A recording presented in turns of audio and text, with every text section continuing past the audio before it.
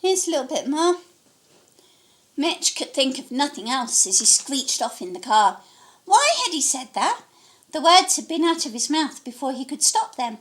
He felt sure he knew where Frank was headed to with his son, and he was going to stop him. Pulling up at the airport, he virtually ran inside.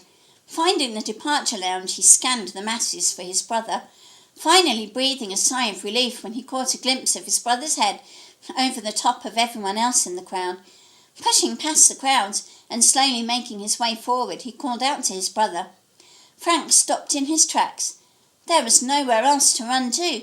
It was way too crowded to run for it, and Mitch would easily catch up with him. Besides, the little boy he was carrying might get hurt. He waited for Mitch to catch him up. It took a few minutes, but when Mitch Adams caught up with his brother, he was angry. "What the hell do you think you're playing at?" growled Mitch. "I gave you that money to disappear, not to take Charlie with you." Mitch was surprised when his brother didn't give him any lip back. He didn't give him any excuses or even sneer at him. He looked, kind of sad, almost remorseful.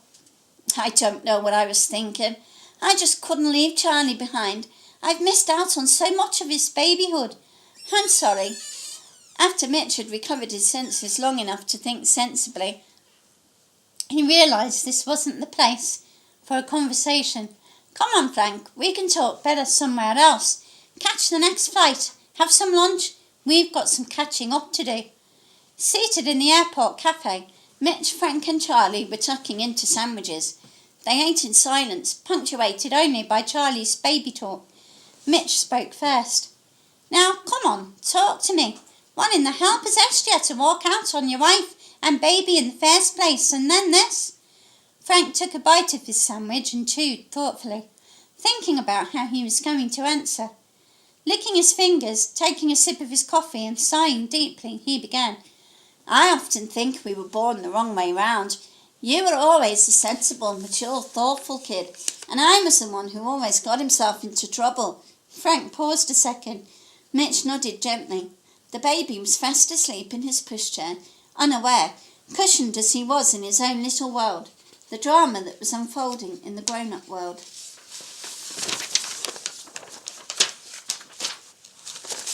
"Remember the day we were walking home from school and that gang of bullies sat on me?" Mitch nodded and sipped his beverage, listening intently. "You got them to stop. You were always the one I turned to when I was in trouble or if I needed advice." "I was also 3 inches taller than you," Mitch reminded him, smiling to himself. Frank nodded. Another moment's silence elapsed before Mitch broke it. "Mum was always worried sick about what you might be up to next. I was always covering for you." Mitch thought for a minute again before tentatively picking up on the question he just had to ask. "So, what happened in Spain exactly?" Frank went on to tell the tale. "I was too immature to get married. I loved Leanne, I honestly did. I still do. Connie was a distraction. When I made the decision to leave Leanne and Charlie, it all seemed so exciting. That didn't last for long. I lost all my money. She helped me spend it, and when it was all gone, she ran for it." Frank stopped for a minute, overwhelmed suddenly. "I was miserable. I had creditors around every corner. When my mum called about Leanne, it was the final straw, and I decided to come back."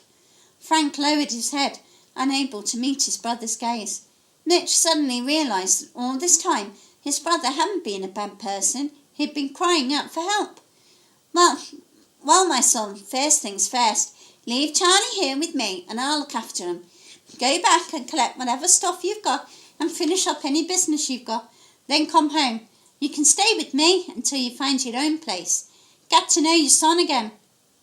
Frank looked out of the window at the planes taking off and landing for a moment, lost in thought.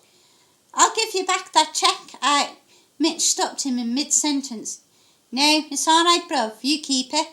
The call came over the tannoy that the plane was ready for boarding, and Frank and Mitch stood up. "Listen, mate, when I was in Spain, running out on my wife and son wasn't the worst of what I did to try and make some money when I found I was broke." Mitch was a little shocked at that, but he put his hands up to silence him. "Never mind about that now. What's important is that you sort yourself out and come home. And you know there are so many good debt management schemes. You'll be back on your feet in no time." After giving his brother a quick hug, and Frank had kissed his son goodbye, promising to return to Liverpool just as soon as he could, Mitch watched him go. "I'll keep you informed about Leanne." Another wave and Frank Adams was gone. Mitch took Charlie and went to the parking lot to get his car and head back.